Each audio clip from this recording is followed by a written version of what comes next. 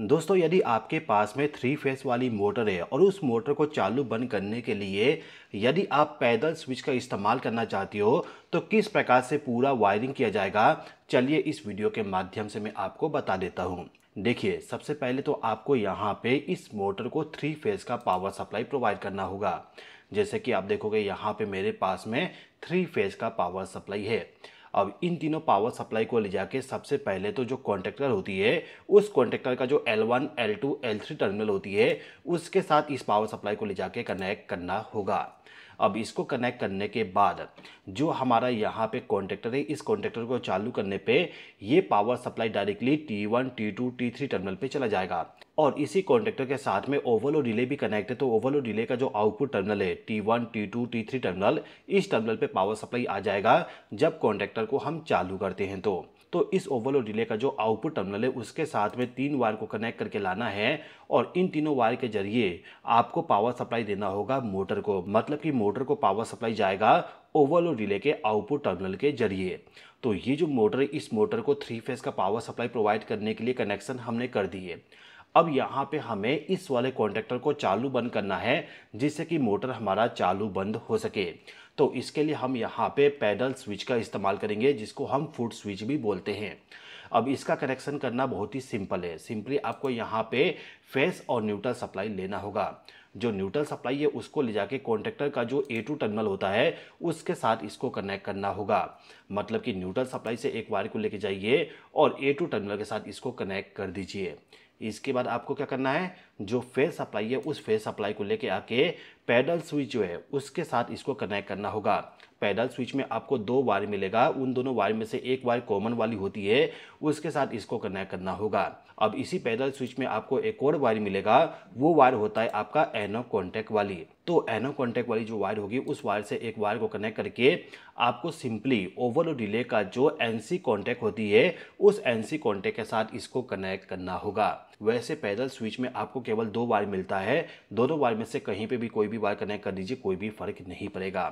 तो ये जो पैदल स्विच है इसके जरिए पावर सप्लाई इस पॉइंट पे आ चुका है। अब इस पॉइंट का जो पावर सप्लाई है वो पावर सप्लाई हमें इस वाले पॉइंट पे मिलेगा, मतलब कि ओवरलोड रिले के आउटपुट टर्मिनल पे पावर सप्लाई हमें मिलेगा।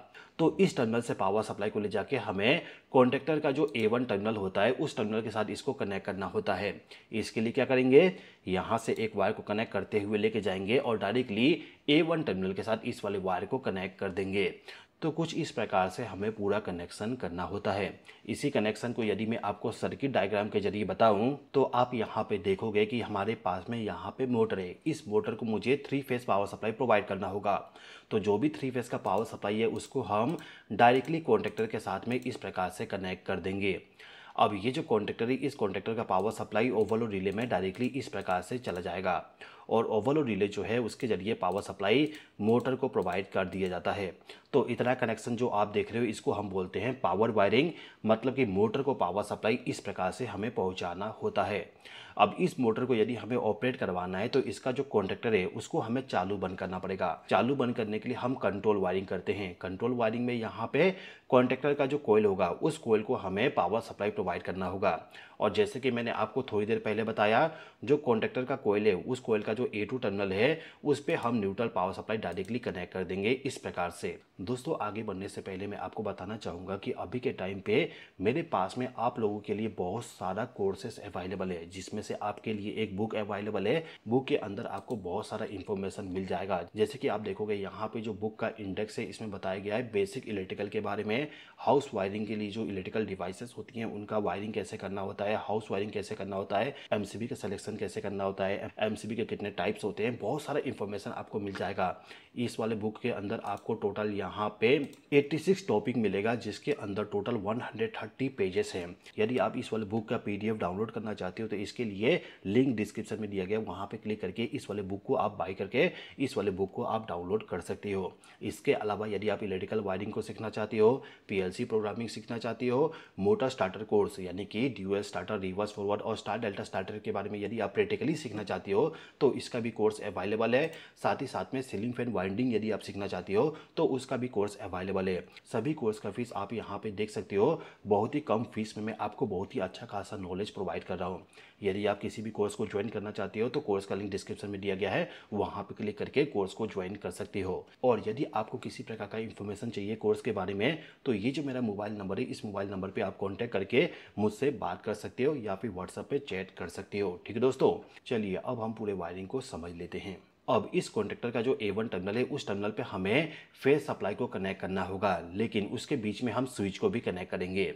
इसके लिए आपको क्या करना होता है, जो आपका फेस सप्लाई है उस फेस सप्लाई को ले जाके फुट स्विच जो है उसको इनकमिंग पावर सप्लाई प्रोवाइड कर दीजिए। अब फुट स्विच जो है उसके आउटपुट टर्मिनल से पावर सप्लाई चला जाएगा ओवल और रिले के NC कॉन्टैक्ट में, मतलब कि जो 95 नंबर का टर्मिनल है वहाँ पे पावर सप्लाई को आप कनेक्ट कर दीजिए। अब इसी ओवल और रिले का जो 96 नंबर का टर्मिनल है वहाँ से पावर सप्लाई चला जाएगा कॉन्टैक्टर के कोयल के A1 टर्मिनल पे, इस प्रकार से। अब इतना कनेक्शन करने के बाद यदि मैं फुट स्विच को प्रेस कर दूं तो आप देखोगे यहाँ पे मोटर मेरा चालू हो चुका है। और फुट स्विच को जैसे ही मैं रिलीज़ करूँगा मोटर ऑटोमेटिकली बंद, प्रेस करने पे चालू हो जाएगा और इसको रिलीज़ करने पे मोटर हमारा बंद हो जाएगा।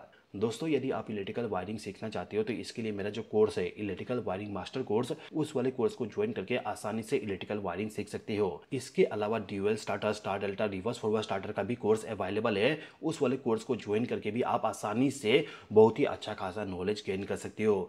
यदि आप कोर्स को ज्वाइन करना चाहते हो तो लिंक डिस्क्रिप्शन में दिया गया है, वहाँ पर क्लिक करके आप कोर्स को ज्वाइन कर सकते हो। इस वीडियो को देखने के लिए धन्यवाद।